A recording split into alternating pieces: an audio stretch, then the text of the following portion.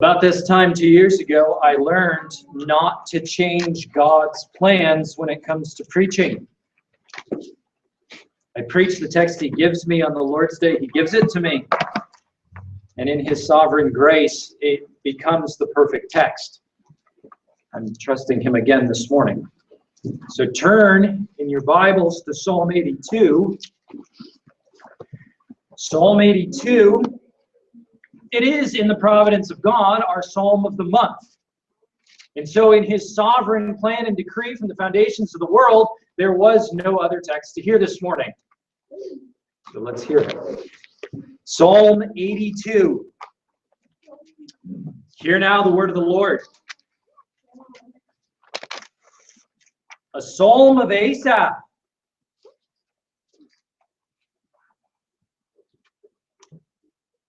God has taken His place in the divine council. In the midst of the gods, He holds judgment. How long will you judge unjustly and show partiality to the wicked?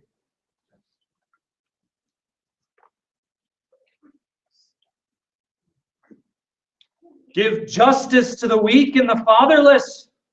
Maintain the right of the afflicted and the destitute. Rescue the weak and the needy. Deliver them from the hand of the wicked. They have neither knowledge nor understanding. They walk about in darkness. All the foundations of the earth are shaken. I said, you are gods, sons of the Most High, all of you.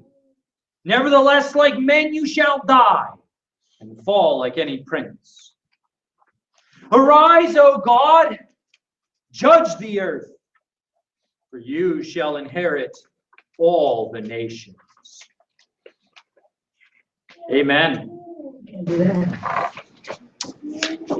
1850, the United States Congress passed the Fugitive Slave Act, which required everyone to return runaway slaves to their master. In 1857, the U.S. Supreme Court upheld that law as constitutional with the infamous Dred Scott decision. Do you ever wish the United States sometimes had a more Supreme Court or a most Supreme Court? Well, on June the 1st, 1859, the Synod of the RPCNA met in Allegheny, Pennsylvania. Now it's just the north side of Pittsburgh.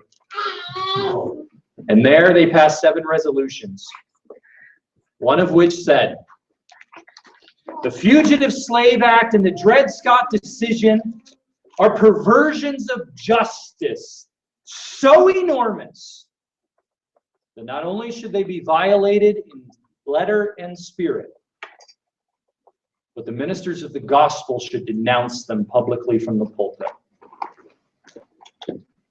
This was passed. The RPCNA Synod ordered their members to disobey the federal government and ordered their preachers to preach against the federal government on the issue of slavery. Do you ever wish there was a Supreme Court to which the Supreme Court answered? Did you ever wish there was a king to which the president answered? Did you ever wish there was some fountain of justice in this dreadfully unjust world? Asaph has a song for you. Asaph has a psalm, Psalm 82. It is his song, the Psalm of Asaph, which he gives to the church, which he has us listen to this morning, which he has us sing this morning, so that we might remember that there is no decision final under the sun. No, not one. For there is a supreme judge, and there is a most supreme court, and it is above the sun. Beloved, God brings justice to all the world's powers. This is the truth of God from the pen of Asaph for the heart of this congregation. God brings justice to all the world's powers. So live justly. So live justly. Let's look at the Song of Asaph together, and let's think about this truth a little bit this morning. In the first part, Asaph notes God's action in taking a place that he belongs in. He says in verse 1 that God has taken his place in the divine council. The Hebrew word is literally, he stands in the divine council. But the idea of stand here isn't just the literal physical, he stood up. It is actually the idea of he assumed the position.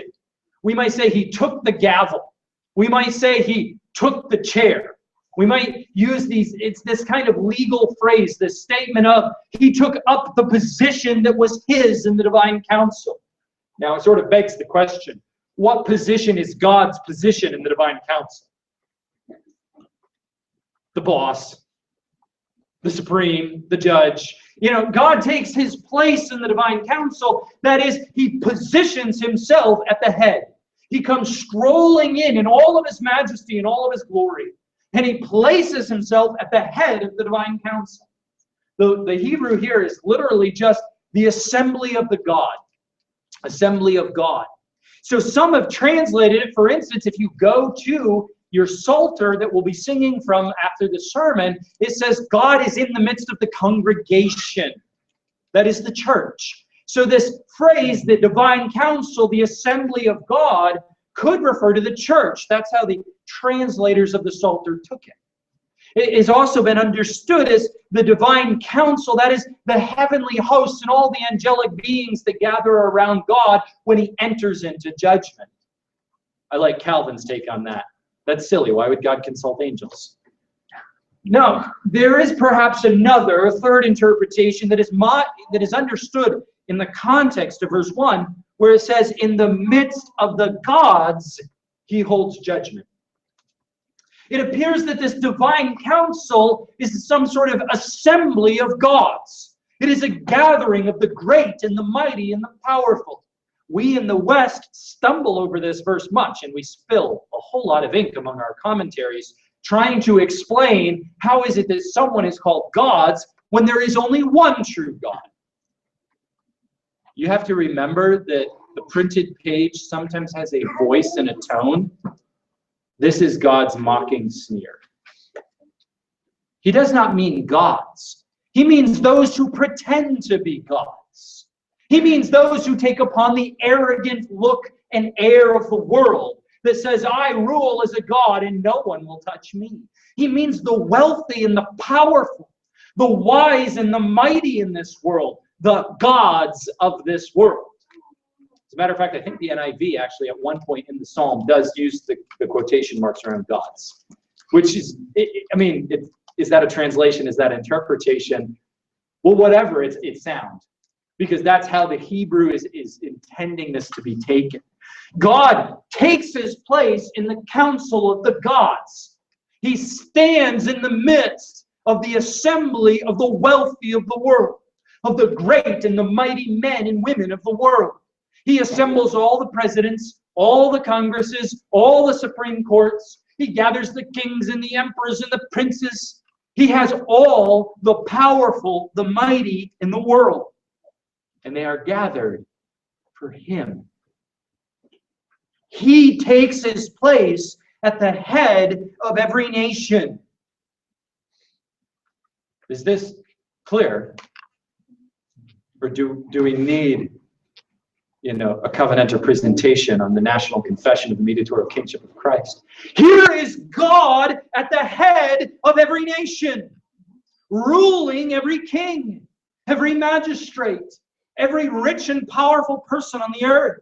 And he assembles them together, all of the might, all of the wealth, all of the wisdom of the world. He gathers them into his court, and he stands at the head. He takes his place of supremacy over them. Asaph, beloved, is dreaming. He's dreaming of a world he doesn't live in. Remember, he's before Christ. Let us not forget that this is a prophetic vision of Asaph, that he looks to the future, to a world where God sits as the head of every nation, where God moves and manages the world for the good of His church. But we don't. We don't wait for that world. We live in it. What did Christ say when He gave the command to baptize? All authority in heaven and earth has been given to me. What does all mean? What's left out? Which nation is Christ not king of? All authority in heaven and earth has been given to me. Why does He go to the Father? Why does He ascend? Why doesn't He remain on earth with the disciples to run the church? Could you imagine what the early church would have been like had He been around? Don't be deceived. Jesus says He must go so that the early church could thrive. It would have been worse. He had to go so that the Spirit would come. He had to go so that He could rule and reign on high. He had to take His exalted place at the head of the council. When Christ ascends from the earth behind the cloud, Christ ascends into glory. Have you sung Psalm 24? He ascends into the city of God, and there He sits down as king forever. God takes His place in the divine council. Jesus ascends to the head of every nation. And this day, He is ruling and reigning. There is a monarchy in America. We've just rebelliously ignored it for 300 years. Christ is king here. There is a monarchy in every nation. It is Christ who is king. He is at the head of the divine council. All the gods of the world are assembled around Him, and He rules them all. This is the supremacy of our Christ. This is what we see in our psalm. Asaph dreamed of it. Asaph wished for it. Asaph saw it in a prophetic vision and sang of it. But we sing of it, living under it. In the midst of the gods, He holds judgment. He is ready to deal with the nations. And bit by bit, year by year, month by month, Christ the King is ruling the nations. He is judging them. He is dealing with them. Even as Bill said this morning, oh, what the heart of faith can see that the eyes of flesh cannot. Does it look like Christ is king in America? Does it look like Christ is king in the Middle East? Oh, the eyes of flesh. We don't see aright. We see the tyranny of death. We see the tyranny of sin. We see the conquest of the wicked. But Asaph says, no, you have to see beyond the clouds. You have to see the realms of glory, where Christ is at the head of the assembly, where Christ is ruling all the nations, even the wicked ones, even the persecuting ones. Let us be sure of this truth, beloved. And so Asaph, sure of this truth, convinced and persuaded that Christ is on the throne, turns and speaks to the gods of this world. What gives the Synod of the RPCNA in 1859 the nerve to publicly go on record as defying the federal government and ordering disobedience to the law of the land? This belief.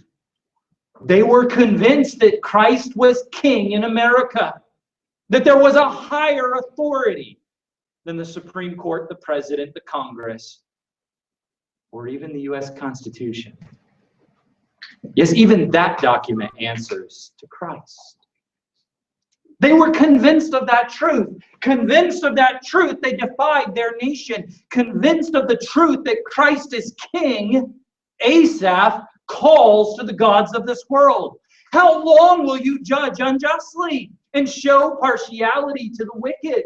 Show partiality is actually a fairly weak translation. I love the Hebrew. It's how long will you lift up the face of the wicked? How long will you put your hands on the face of the wicked and exalt him? How long will you exalt the will of the wicked? How long will you promote and protect the wicked? How long will you empower and enrich the wicked? This is what he says to the gods of this world, the great and mighty forces at work in this world. How long will you be an instrument of evil?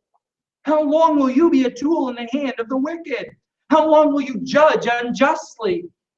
Will you bring suffering and persecution to the poor and the needy? Will you starve the hungry? Will you let the thirsty go without drink? How long will the naked go unclothed among you? How long will this injustice prevail? Asaph is bold with his preaching. He goes at the heart and the sin of this world. He goes at the heart of these gods. How long will you be unlike God? How long will you defy the title that you have by your office? You sit as gods over this world, judging in an office that only God can apply, and yet you are so unlike him. Not caring for the poor, like God has done. Not caring for the needy, the orphan, the alien. You have not loved those who are loveless. You have not helped those who are helpless. He confronts the sins of the gods of this world. And then he says, stop. Selah. Pause and consider for a moment. Consider how the psalmist is willing to call you God, and yet how unlike God you are. We are sometimes tempted to say that God is a selfish being, but he's right to be so. It is not true, saints. He is the most selfless being. Have you considered that the character of God is self-denial? He describes himself as meek and lowly and humble. That the God of this universe washes feet wrapped in a towel. He is a servant. And he says, stop and consider. You say of yourself, I am a God. I have wealth and I have power and I have strength and I have might and I have wisdom. And Asaph goes, that is so ungodlike. No. Washing feet, that's godlike. Serving others, that's godlike. You want to see God, see the servant. You want to see God, see self-sacrificial love. That's divine. Stop and consider how wealth and power and arrogance and might is not divine or anything like it. Asaph makes this point stronger still when he says in verse 3, give justice to the weak and the fatherless. It is the role of the strong to help the weak. It is the role of fathers to help the fatherless, maintain the right and the afflicted and the destitute. It is the business of the haves to share with the have-nots. It is the role of those who are full to give to those who are empty. Rescue the weak. Those who are strong should fight for the weak. Rescue the needy. Those who have no need should meet the needs of others. Deliver them from the hand of the wicked. Those who can fight must fight against the wicked.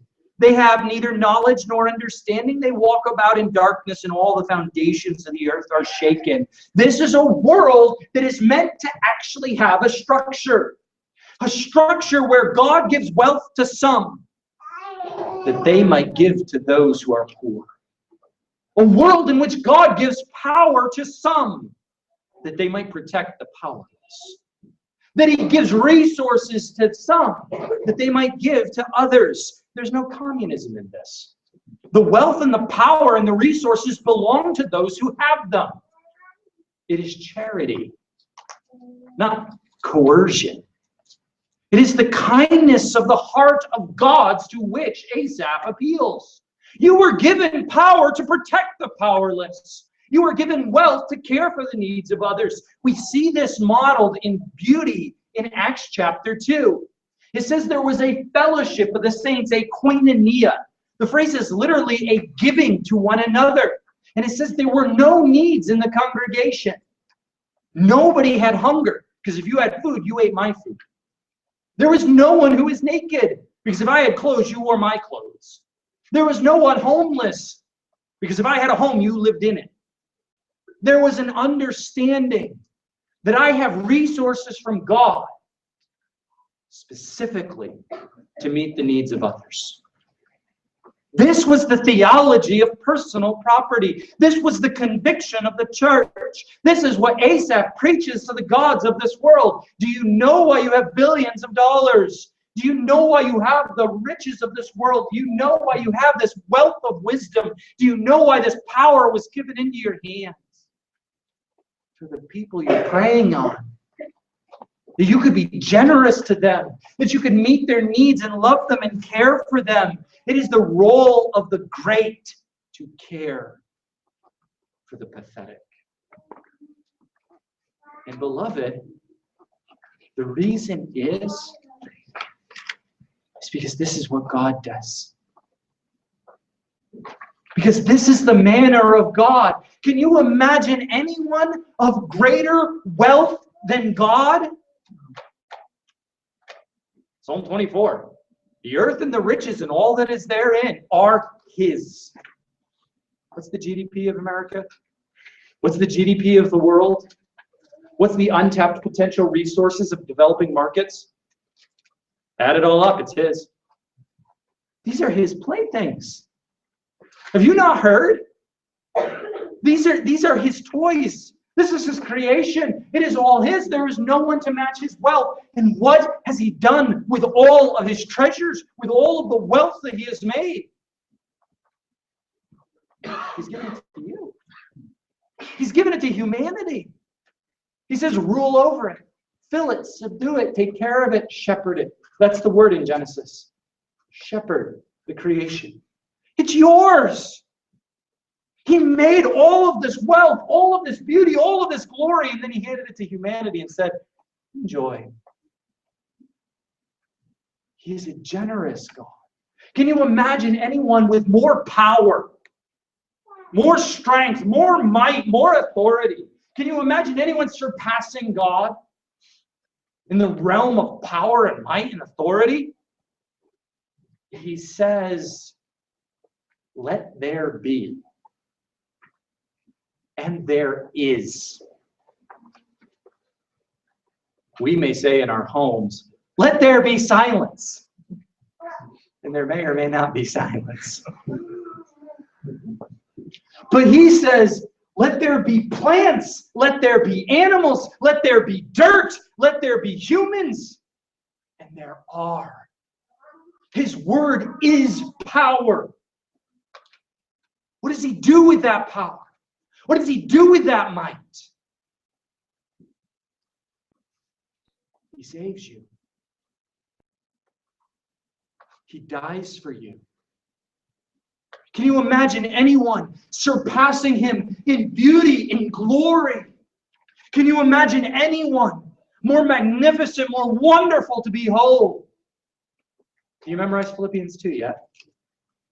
He made Himself nothing. Taking the form of a servant, being found in the likeness of men, He humbled Himself. This is your God. Why do we preach to the kings of this world? Why do we preach to the gods of this world? Hey, enough with the pride, enough with the arrogance, enough with the boasting. Because it's so ungodlike. Because God makes Himself nothing. Because can you imagine anyone with greater authority who says, let there be and there is, who says, you shall and you shall not, the lawgiver Himself, the one who speaks the law, the one who writes the law, the one who gives the law, learned obedience. He learned obedience. This is divine. This humility is divine. What we preach to the gods of this world, we preach because our God is like this. Humble and lowly, meek, gracious and generous. Asaph then says ambiguously, they have neither knowledge nor understanding. They walk about in darkness. All the foundations of the earth are shaken.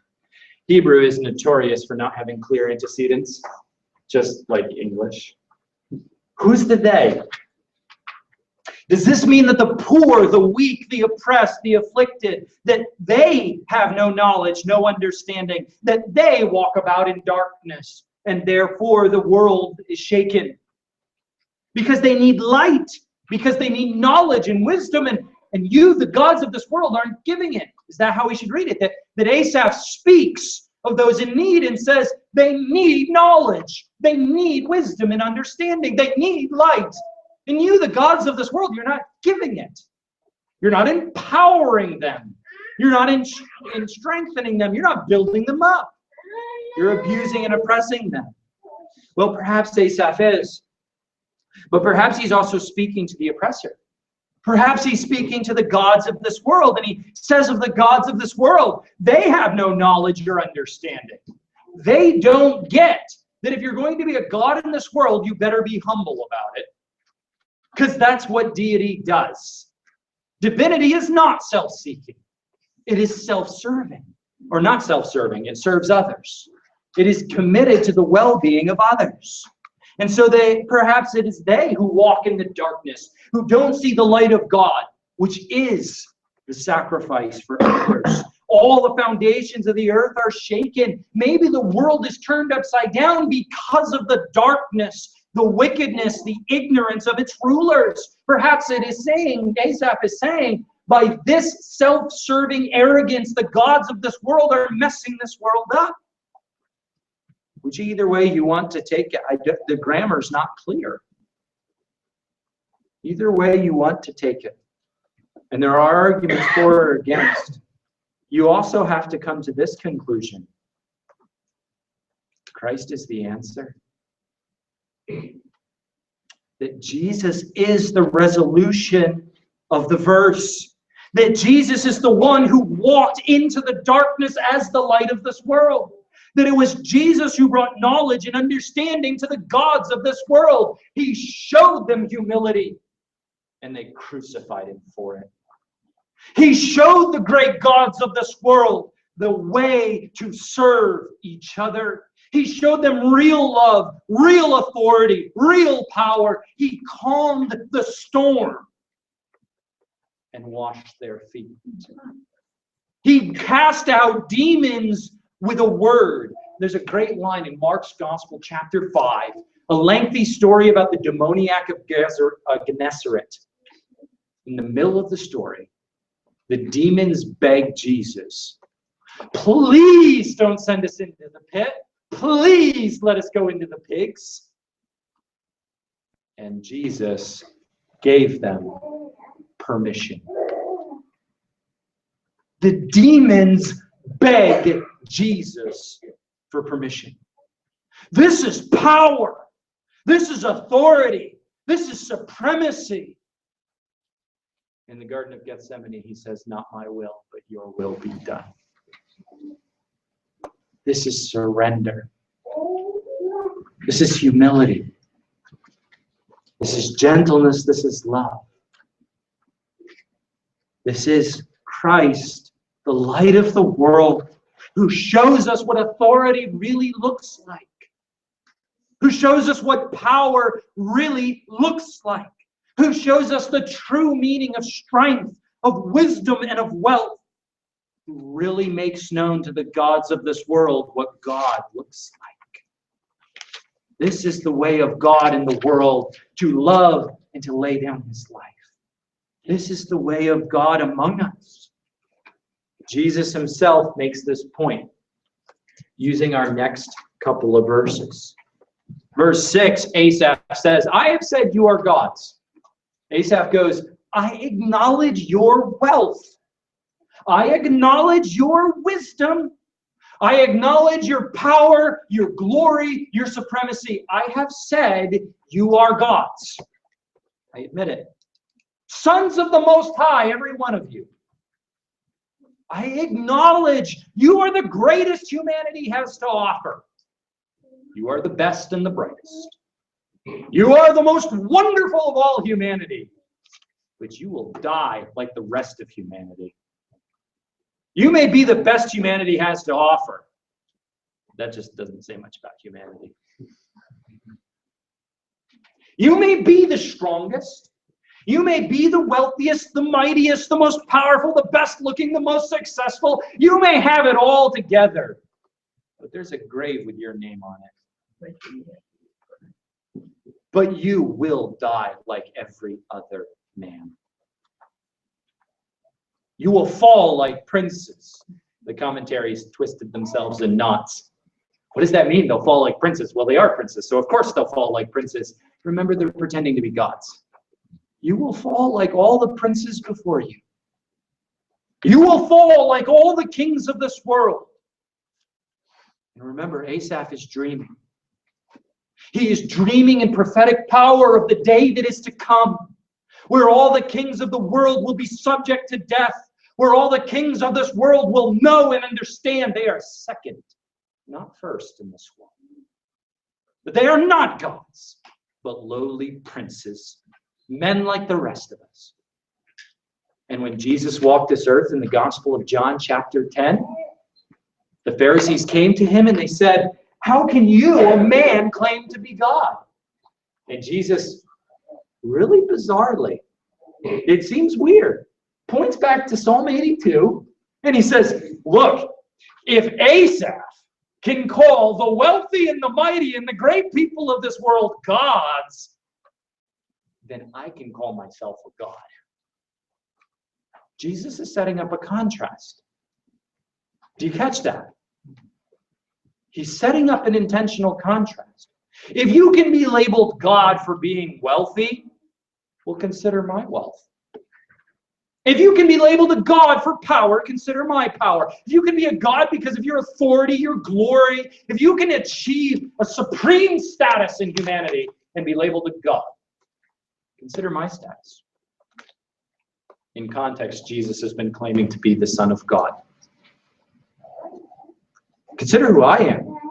If the greatest of men can be called gods, then surely the God-man can be called God. This is what Jesus argues. But don't miss this. Jesus isn't in the habit of ripping texts out of context, is he? No, when Jesus quotes Psalm 82, verse 6, he has the whole psalm in mind. He is trying to teach them what I have been trying to teach you. You know all those gods that have no justice, that have no kindness, that have no generosity? No, I'm the God. The God who loves. The God who dies. The God who serves. This is what Jesus is saying. If these pretenders can be called God, then how much more me, the real judge, the real fountain of justice, the real source of glory and might in this world. And yet, notice this. Jesus is setting up this contrast. The wicked gods of this world are called gods. How much more the righteous judge should be called God? And yet Jesus knows that he's quoting a verse that is followed by these words. Like men you shall die and fall like any prince. Jesus claims to be God-man. He claims supremacy over all the earth. And what no one could wrap their minds around was that the God of the universe would die. How do we reconcile this? Have you wrestled with this? How could someone so just, so righteous, so good, so powerful, so mighty, if he is truly supreme in everything, how could he die? How could he? There are two answers. The first is what you've heard preached by his own humility, by his own gentleness, his own meekness, his own kindness. The second answer, by his all-surpassing power over death. He did not die to be a victim of death. He died to be the destroyer of death. In the death of Jesus, death died. Isn't that great? Death is broken at the tomb of Christ. The stone is rolled back and the grave lays empty, and death is broken on the floor. The garments were not the only thing left in that grave. Death stayed there too. It was done. He died like every other man, but he was not like every other man.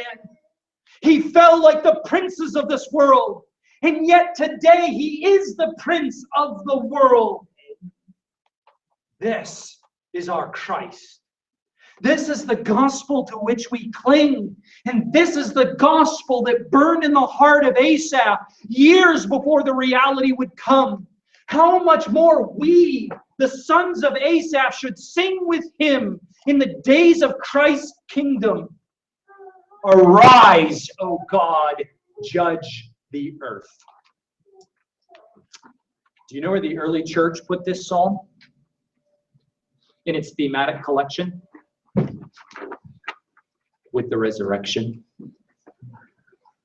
They believed that the phrase, arise, O God, judge the earth, was what the church sang Sunday morning in the garden. We call to Christ, arise, O God, judge the earth. Asaph puts these words prophetically in our hearts and mouths, that a church yet to be born could sing of a reality they have experienced, that Christ has arose. He is alive. He did rise out of the earth, and now he judges it. And now he brings justice to the powers of this world. Imagine that. A vision of the justice of God that says there is no Supreme Court outside the reach of his justice. There is no king, no emperor, no Islam.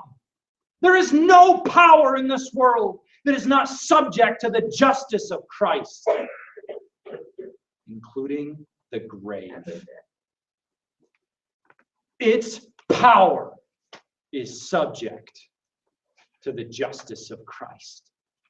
For those whose bodies lie in the grave in union with Christ, death has no grip, no hold.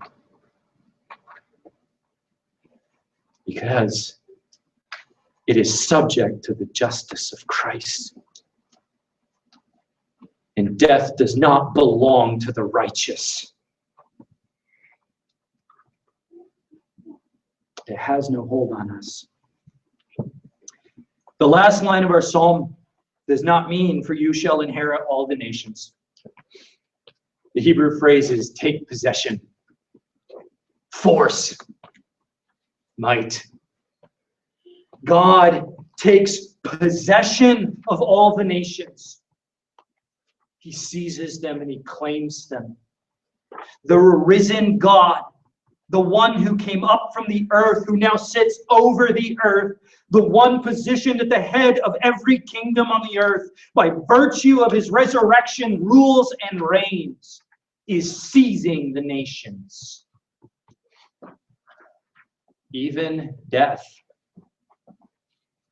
even Islam, even the Supreme Court are his tools of conquest.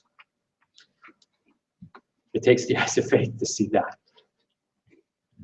It takes faith to believe persecution is the weapon of Christ unto conquest of the world. But it is. But it is. It takes faith to believe that the grave is Christ's tool to make this world his own. But it is. Bit by bit, the grave swallows up the wicked, and they are no more. Bit by bit, the grave swallows up the righteous and finds that it is beaten, and finds that it is powerless. Beloved,